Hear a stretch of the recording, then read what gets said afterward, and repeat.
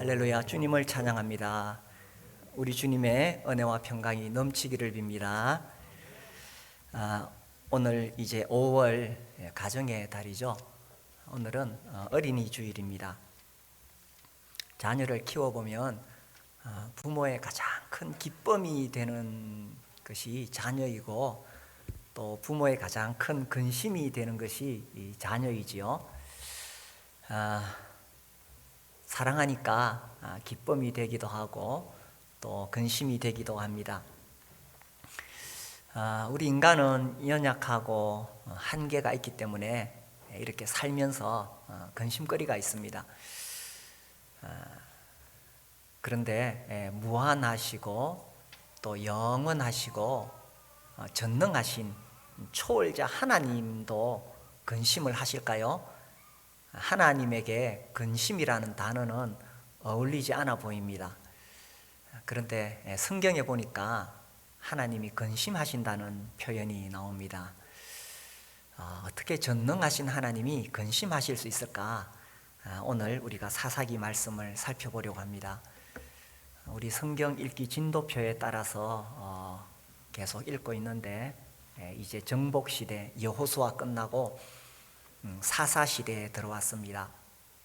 사사시대는 이스라엘 민족의 악순환이 계속 반복되는 내용이지요.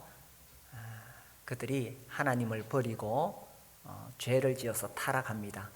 그러면 하나님께서 심판하시고, 그래서 이스라엘 백성들이 하나님께 살려달라고 간구하면 하나님께서 사사를 보내셔서 구원하십니다. 그래서 이제 안정이 되면은 사사가 죽은 다음에 이스라엘 백성들은 또 타락합니다. 이것이 계속 반복하는 것이 이 사사기 내용이지요. 우리가 오늘 읽은 본문에서도 그런 내용을 볼 수가 있습니다. 6절에 보시면 사사기 10장 6절, 이스라엘 자손이 다시 여호와의 목전에 악을 행하여, 다시 여호와의 목전에 악을 행하였다. 이렇게 안정이 되면은 또 다시 하나님 버리는 것이 이스라엘 백성들의 습성이었습니다. 그래서 다시 여호와의 목전에 악을 행하여, 도대체 신들을 얼마나 섬겼는지 한번 세어 보십시오. 바알들과 아스다롯과 아람의 신들과 시돈의 신들과 모압의 신들과 암몬 자손의 신들과 블레셋 사람들의 신들을 섬기고, 도대체 몇 개의 신을 섬겼습니까? 7번 나오죠. 여호와를 버리고 그를 섬기지 아니하므로. 그래서 팔레스타인 지역의 동서남북에 있는 그 신들을 다 섬겼던 것입니다. 한두 개 신을 섬긴 것도 아니고, 이걸 어떻게 이 상황을 설명할 수가 있겠습니까? 어떤 사람이 붙잡혀 왔는데 7가지 제목을 가지고 있다. 폭행, 사기, 절도 이래가지고 7가지 이 제목이 있다면은 아주 큰 죄인이죠. 또 어떻게 비유할 수 있을까요? 어떤 유부녀가 7명의 남자들과 어울려 놀았다. 야, 이건 정말 용서받을 수 없는 그런 상황입니다. 이스라엘 백성들이 지금 이 주위에 7개 신들을 섬기고 있으니 정말 갈 때까지 간 것입니다. 이보다 더 악할 수가 없는 것이지요. 어떻게 자기들을 구원하신 하나님을 버리고, 하나님께서 그들을 노예에서 해방시켜 주시고 젖과 꿀이 흐르는 땅으로 인도해 주셨는데, 어떻게 그 하나님을 버리고 이렇게 7개 신을 섬길 만큼 악하게 타락했을까요? 자기들의 정체성을 잃어버린 거죠. 하나님께서 시내산 언약 맺으실 때에 제사장 나라로 거룩한 백성으로 삼으셨는데 그 정체성을 잃어버리고 사명을 잃어버렸기 때문이죠. 이 가나안 땅을 이제 점령해서 거기에 하나님 나라를, 하나님을 섬기는 나라, 하나님을 왕으로 삼는 그런 나라를 세우라고 하신 그 사명을 잃어버린 것입니다. 그 결과는 가나안화가 된 것입니다.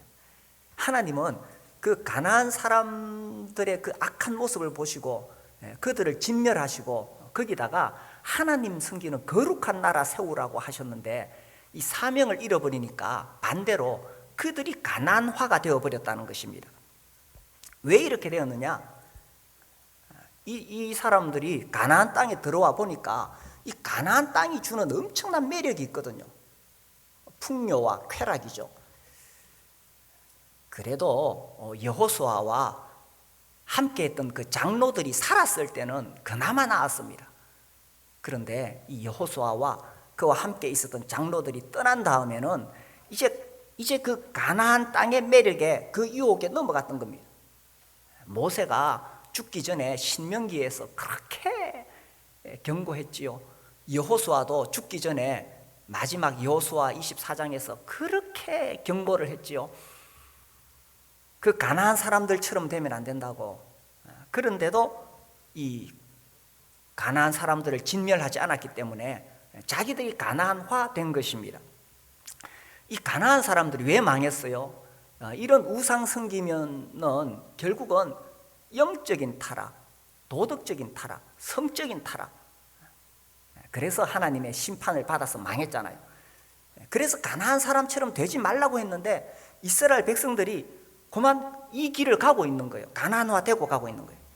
그래서 그 결과가 뭐냐? 7절에 여호와께서 이스라엘에게 진노하사 블레셋 사람들의 손과 암몬 자손의 손에 그들을 파심해 그 해에 그들이 요단강 저쪽 길르앗에 있는 아모리 족속의 땅에 있는 모든 이스라엘 자손을 쳤으며 18해 동안 억압하였더라.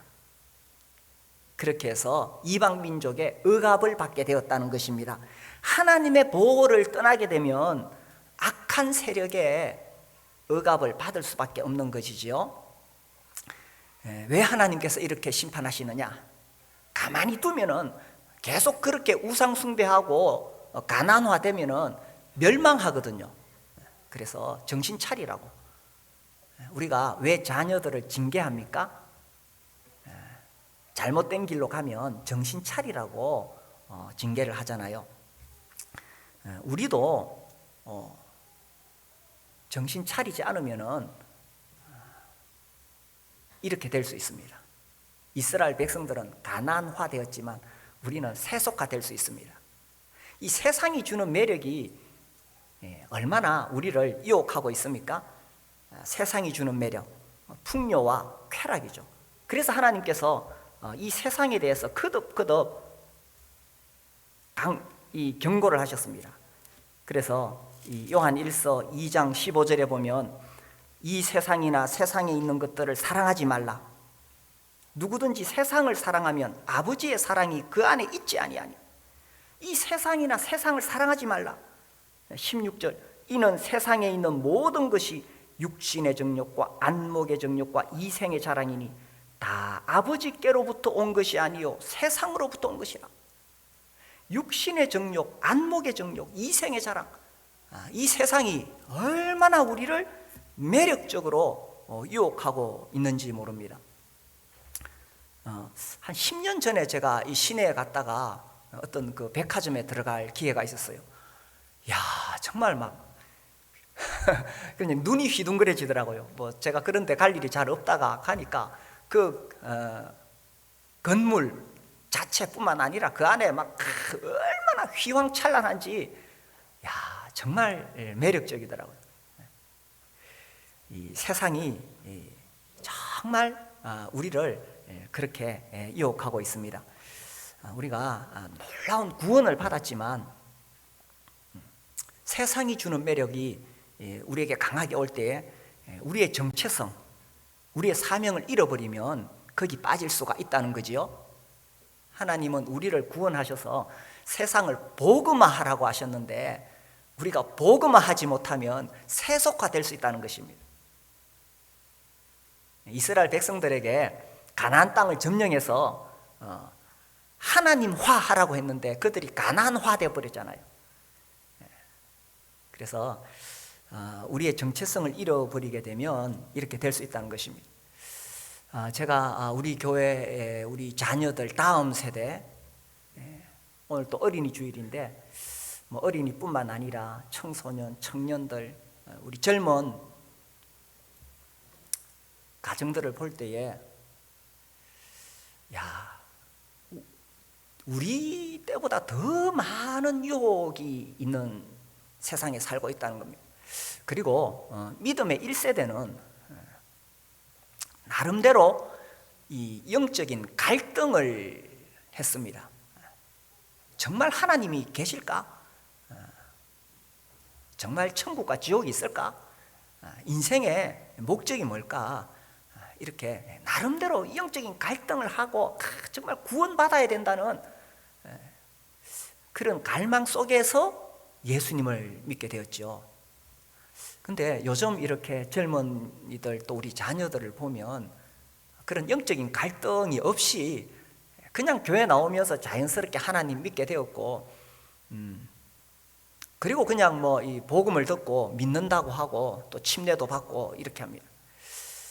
그러다 보니까 정말 이 구원이 얼마나 소중한 것인지, 또 자신의 이 구원받은 하나님 자녀의 정체성을 잃어버리기가 쉽다는 것을 보게 됩니다. 어려서부터 교회를 나왔기 때문에 하나님 계신 것을 부인할 수도 없고, 그렇다고 또 하나님께 헌신하고 싶은 마음도 안 생깁니다. 그러니까 한편으로는 한 발은 교회에 디디고 한 발은 또 이 세상을 기웃거리게 되고,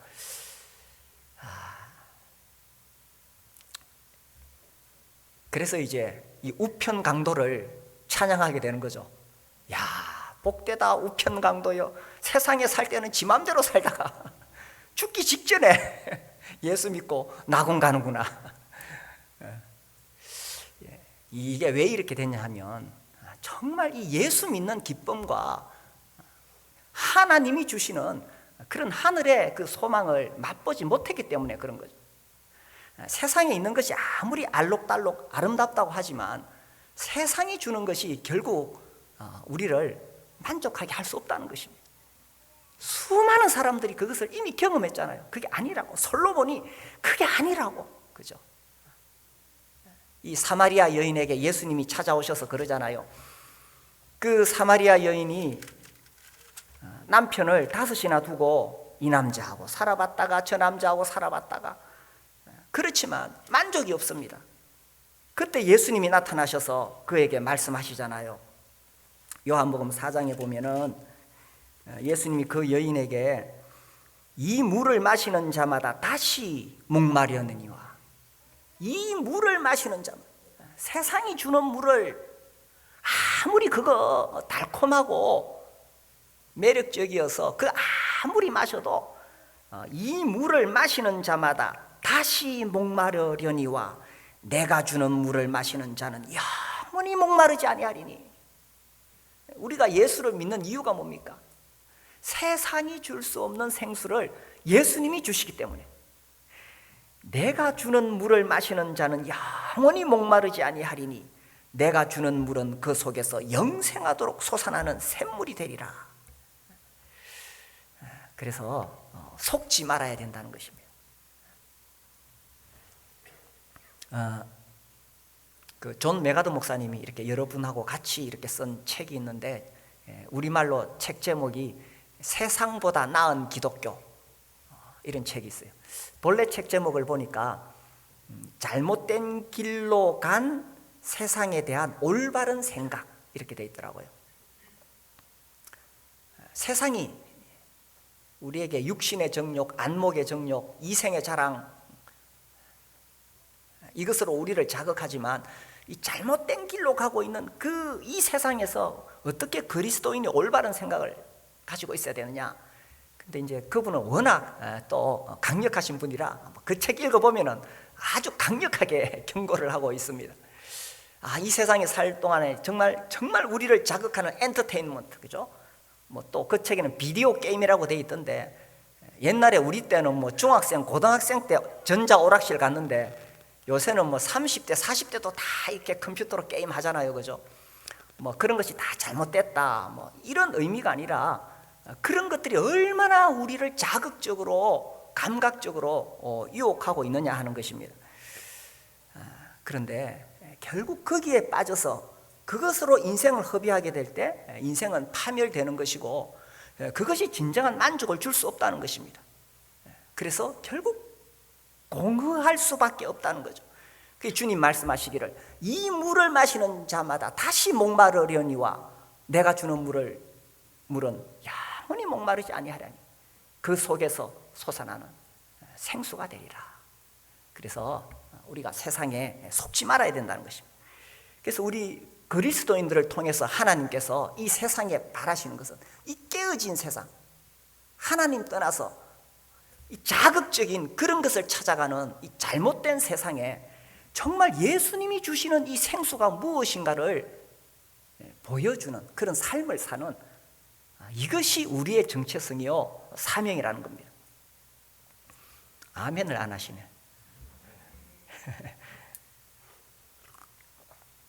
이스라엘 백성은 그것을 잊어버리고 가나안 땅에 들어가서 가나안화되었다는 겁니다.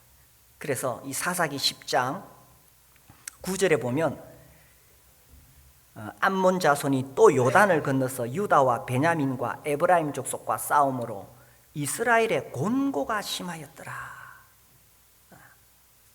하나님의 보호를 떠나면 이 마음이 채워지지 않는 거예요. 그래서 소금물을 마시는 것과 같죠. 목마르니까 소금을 마시면 더 갈증이 나는 겁니다.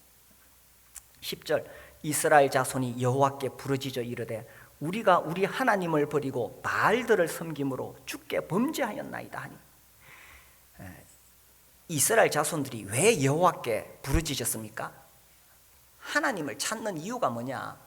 아무 문제가 없을 때는 우상하고 즐기면서 세상에 빠져 즐겨 놀았습니다. 그러다가 어려움이 오고 문제가 생기니까 그제서야 하나님을 찾았던 거죠. 그래서 하나님께서 그들을 구원해 놓으시면 이스라엘 백성들은 또 타락합니다. 그죠?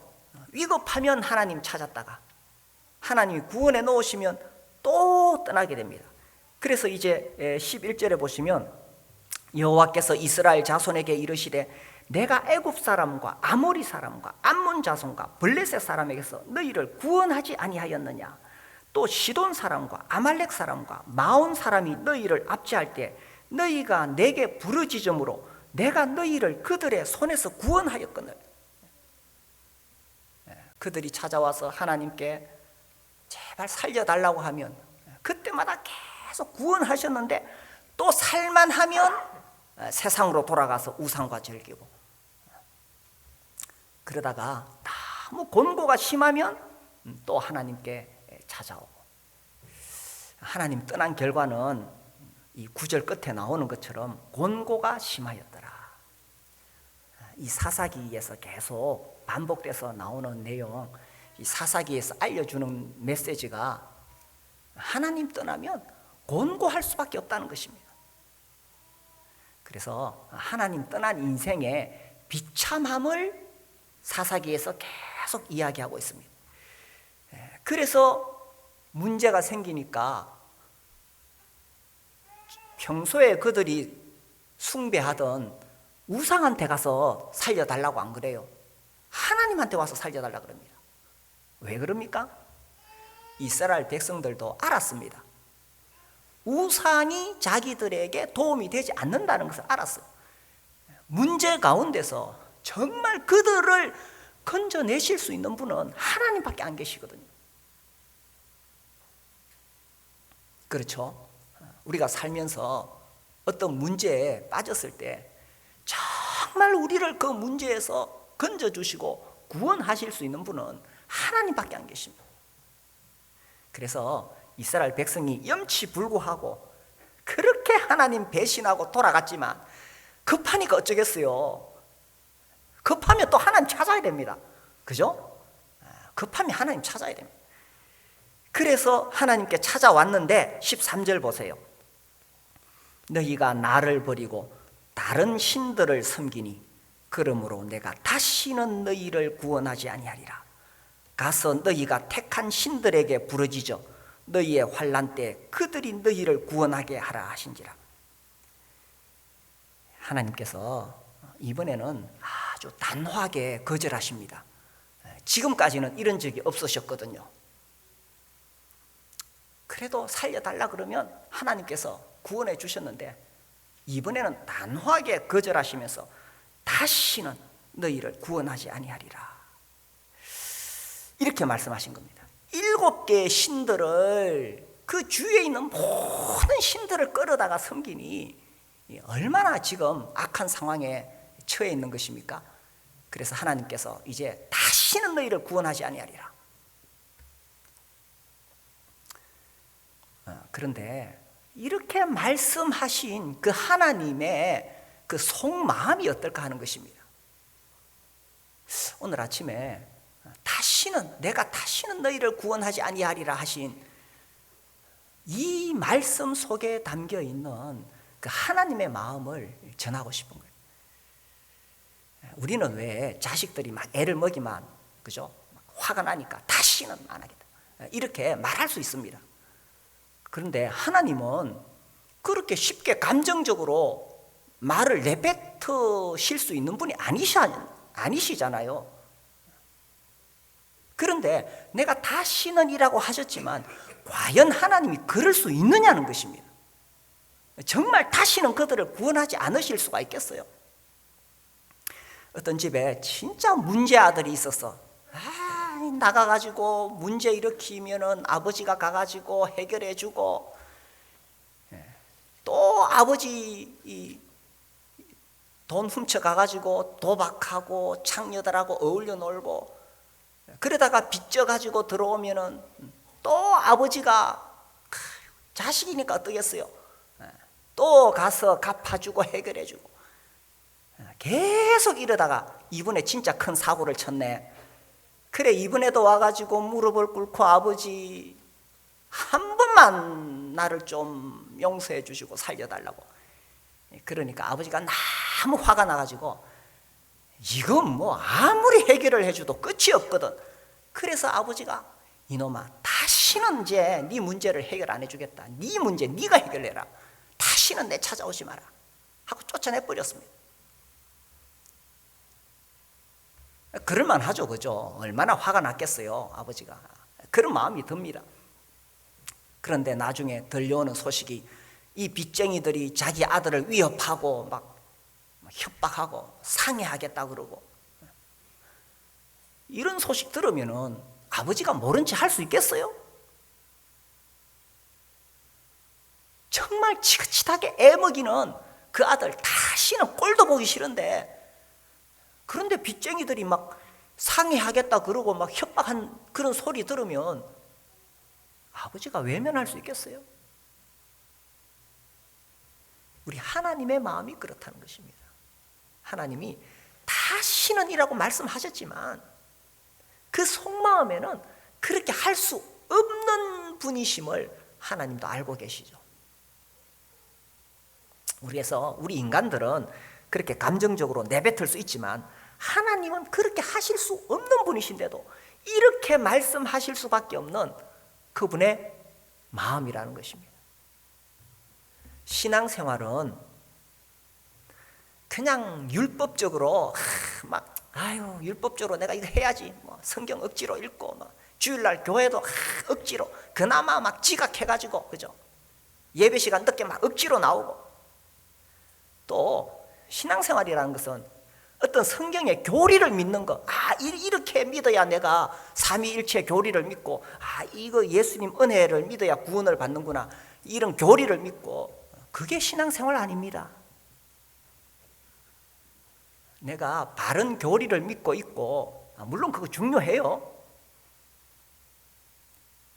또 내가 바른 생활을 하고, 그거 중요합니다. 그러나 하나님이 정말 바라시는 것이 뭐냐? 그것은 정말 우리를 향한 그 애틋한, 정말 끊을 수 없는 그 하나님의 사랑을 우리가 알아주고, 그 하나님과 인격적인 교제를 나누고 정말 나를 사랑하시는 그 하나님과 인격적인 관계를 맺고 있는 것. 이것이 신앙생활이라는 겁니다. 하나님이 우리를 얼마나 사랑하시고 얼마나 아끼시는지 그 마음을 우리가 알아주기를 원하신다는 거예요. 자식들 키워봐도 그렇잖아요, 그죠? 부모가 잔소리하고 뭐 이러니 저러니 말하지만 그 마음에는 그저 자식 잘 되기를 바라는 마음, 그 마음을 자식이 알아주면 되잖아요. 하나님도 우리를 향해서 그런 마음을 가지고 계신다는 것입니다. 그래서 우리가 살다 보면 우리도 모르는 사이에 우상숭배할 수 있어요. 아이고, 뭐 우상숭배가 우리가 저 갓바위 가가지고 돌부처한테 복 달라고 비는 거, 그게 우상숭배겠습니까? 우리도 모르는 사이에 정말 하나님이 내 인생의 가장 최고가 되셔야 하는데 나도 모르는 사이에 물질을 쫓아가고 있고 세상의 쾌락을 쫓아가고 있고, 그게 우상숭배죠. 그리고 우상숭배의 극치는 뭐냐? 자아숭배입니다. 우리가 주님의 일을 하면서도 우리가 자아숭배할 수 있어요. 내 만족 위해서 내가 드러나고 내가 인정받고 내가 뭐 좀 한 거 있으면 그것 좀 남들이 알아주기를 바라고 우리가 자아숭배할 수 있어요. 이게 우상숭배입니다. 우리 속에 그런 게 있잖아요. 얼마나 악하고. 제가 잘 알아요. 내가 그런 사람이기 때문에.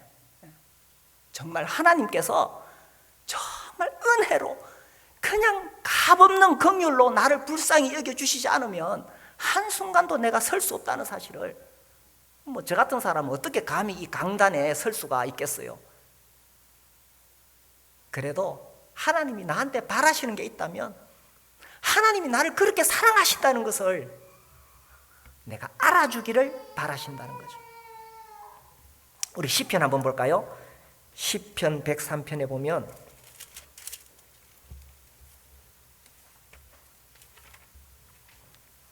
10절에 우리의 죄를 따라 우리를 처벌하지는 아니하시며 우리의 죄악을 따라 우리에게 그대로 갚지는 아니하셨으니. 저는 이 말씀에 아멘이 됩니다. 우리의 죄를 따라 우리를 처벌하지는 아니하시며 우리의 죄악을 따라 우리에게 그대로 갚지는 아니하셨으니. 하나님께서 만약에 우리의 죄악을 따라 그대로 갚으셨다면 저는 벌써 이 자리에 없을 것이고 우리 중에 살아남은 사람이 아무도 없을 것입니다. 그러나 하나님이 무한하신 긍휼로 우리를 사랑하시기 때문에 그 밑에 보면은 13절에 아버지가 자식을 긍휼히 여김같이 여호와께서는 자기를 경외하는 자를 긍휼히 여기시나니 이는 그가 우리의 체질을 아시며 우리가 단지 먼지뿐임을 기억하심이로다. 그래서 우리가 나도 모르는 사이에 하나님과 멀어져서 우상숭배하고 있다면, 하나님보다 더 귀한 것이 있다면 내가 다시는 이라고 말씀하셨지만 그러실 수 없는, 결코 우리를 외면할 수 없는 그 하나님께로 돌아와서 우리가 우리의 마음을 그분께 드리고, 이게 주님이 바라시는 거죠. 이게 신앙생활이라는 겁니다. 주일날 교회 막 피곤한데 또 교회 가야 되나? 집에서 온라인으로 그냥 동영상 보면 안 되나? 물론 피곤해서 그럴 수도 있습니다. 그러나 이 주님의 마음을 알고, 그래서 우리가 감동을 받고 주님께 나를 드리는 것, 이것이 신앙생활이라는 거죠. 그래서 이제 다시 사사기 돌아오면요, 15절입니다. 이스라엘 자손이 여호와께 여쭈되 우리가 범죄하였사오니 주께서 보시기에 좋은 대로 우리에게 행하시려니와 오직 주께 구하옵나니 오늘 우리를 건져내옵소서 하고 자기 가운데에서 이방신들을 제하여 버리고 여호와를 섬기매 여호와께서 이스라엘의 곤고로 말미암아 어떻게 하셨어요? 마음에 근심하시니라. 오늘 설교 제목이죠. 하나님도 근심하시나요? 여기 보니까 하나님도 근심하시네요. 이건 정말 전능하시고 무한하시고 절대자이신 그 하나님께는 해당하지 않는, 어울리지 않는 그런 말입니다. 그런데 하나님도 근심하시네요. 고대 그리스 철학자들은 신에 대해서 알았습니다. 영원 불변한 절대 진리. 그리고 중세의 신학자, 철학자들은 신의 존재를 이론적으로, 논리적으로 증명을 했습니다. 뭐 존재론적 증명, 원인 증명, 목적론적 증명 이런 게 있습니다. 그리고 근대의 이 이신론자들은 우주와 만물을 만든 그런 신이 있다는 이신론을 만들어냈습니다. 이 17세기 이 파스칼, 뭐 인간을 생각하는 갈대다 들어보셨죠? 팡세. 파스칼이 아주 멋진 말을 했어요. 철학자들의 하나님은 아브라함과 이삭과 야곱의 하나님이 아니다. 철학자들의 하나님은 그냥 우주 멀리 초월적인 분이십니다. 그런데 아브라함과 이삭과 야곱의 하나님은 그렇지 않죠. 우리의 삶 가운데 개입하시고 아브라함과 이삭과 야곱과 관계를 맺기를 원하시는 하나님이십니다. 그래서 아브라함과 이삭과 야곱의 하나님은 인격을 가지신 분이시고, 그리고 감정을 가지고 계시기 때문에 우리가 하나님을 기쁘시게 할 수도 있고 하나님을 근심스럽게 할 수도 있다는 사실입니다.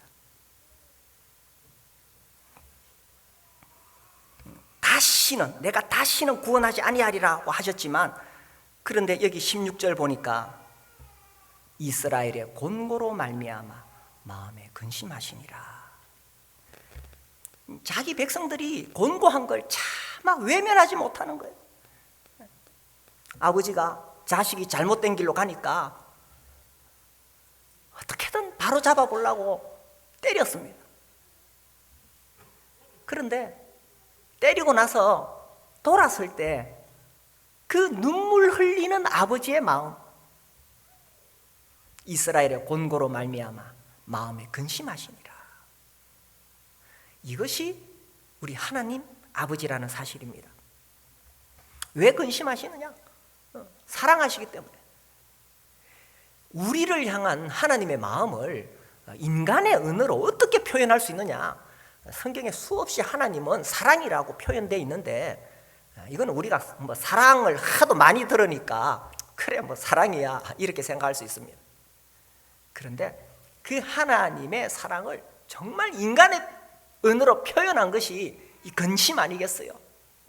사랑하니까 근심하는 거예요. 성경을 읽어보니까 하나님은 한없이 두려운 분이십니다. 하나님이 정말 절대자이시고 위엄과 영광 중에 계시고, 또 하나님은 지극히 거룩하신 하나님이시지요. 우리 죄인들이 감히 가까이 갈 수 없는 하나님이십니다. 반면에 하나님은 또 한없이 긍휼이 풍성하신 하나님이십니다. 끝없이 용서해 주시고 어떤 죄인도 품어주시고 받아주시고, 그런 긍휼이 풍성하신 하나님이십니다. 이 하나님이 우리에게 바라시는 게 뭐냐? 우리가 이 마음을 알아주고, 우리가 그냥 형식적으로 율법적으로 아이고 안 하면 안 되니까 그냥 교회 와서 봉사하고 뭐 주일날 막 교회 가야 되고, 하나님 바라시는 것이 그것이 아니라 이 마음을 알아주고 이 마음으로 하나님과 인격적인 관계를 맺기를 바라신다는 거죠. 그런데 우리가 하나님을 떠나서 우상 숭배에 빠지는 순간, 하나님의 보호를 빠지는 순간 이 악의 세력 속에 들어가게 됩니다. 그 결과는 곤고지요. 그것을 보셨을 때 그때 하나님이 근심하신다는 것입니다. 우리가 정말 하나님의 자녀답게 살지 못하는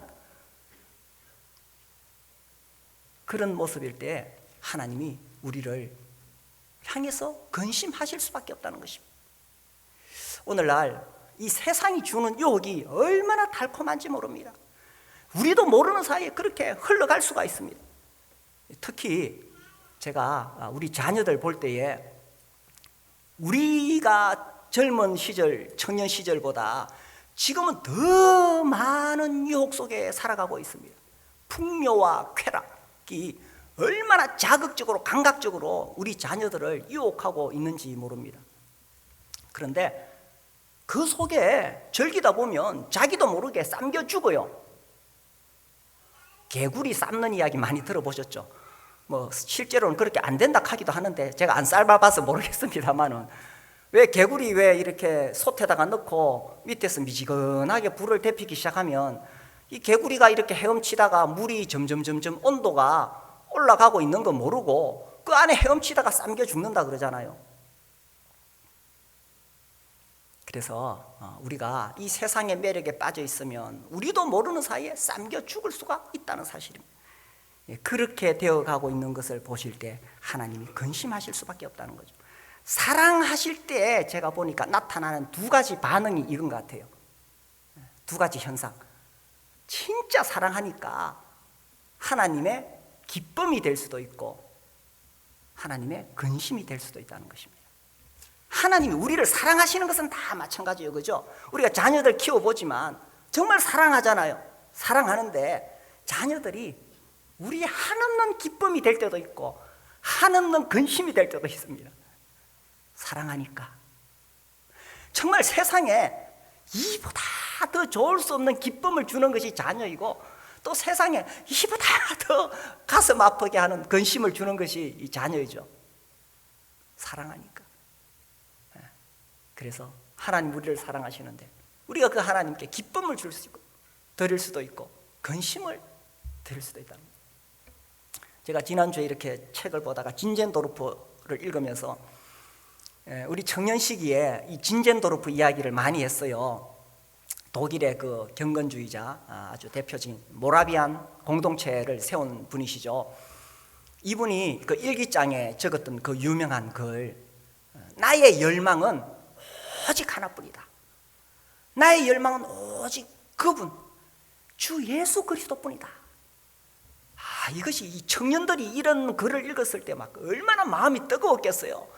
그래서 우리가 청년들 모였을 때 그런 이야기 많이 했어요. 그렇게 고백하고 그렇게 살았던 그런 사람을 보실 때 하나님은 얼마나 기뻐하시겠어요. 나의 열망은 오직 그분, 예수 그리스도뿐이다. 이렇게 하나님의 기쁨이 될 수도 있고, 또 우리도 모르는 사이에 이 세상에 빠져버리게 되면 하나님의 근심이 될 수도 있다는 사실입니다. 근데 우리가 살다 보면 우리도 모르는 사이에 이 세상의 알록달록한 그 유혹에 빠질 수도 있습니다. 곁눈질 하지 말아야 되는데 곁눈질 할 때가 있죠. 오늘 이 시간에 우리가 다시 한번 우리의 마음이 이렇게 한없이 우리를 사랑하시는 그 하나님께 내가 조금이라도 벗어나 있다면, 우리 그리스도인들이 무슨 큰 죄를 지어서 회개하겠어요? 우리가 뭐 강도질을 지어서 회개를 하겠어요? 도둑질을 해서 회개를 하겠어요? 정말 주님이 그리스도, 오직 그분만이 나의 열망이 되어야 하는데 나도 모르는 사이에 내 마음이 곁눈질하고 있다면 거기서 돌아오는 게 회개잖아요. 예수님께서 이 돌아온 탕자 이야기를 하시면서 이 기다리는 아버지의 마음을 이야기하신 거예요. 그래서 어떤 모습이든지 하나님께 돌아오면 아버지가 다 받아주신다고.